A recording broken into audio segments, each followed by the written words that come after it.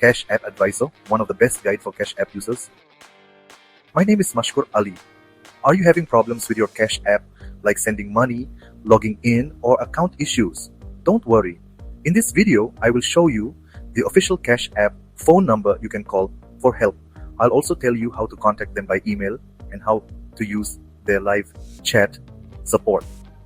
So, no matter where you live in the US, you'll know exactly how to get help fast. If you live in any state of the US and Cash App is available there, then the contact details we are sharing will be very helpful for you. First, let's talk about the Cash App phone number. Look, we are on the official website of Cash App, and as we scroll down, we can see the customer support number for Cash App. You can pause our video and note down all the details we show. No matter which state you are calling from, you can use this number. Next, let's talk about mail address.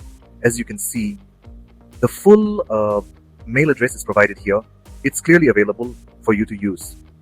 Besides that, if you want to contact Cash App through social media, then all the usernames for different social platforms are available here.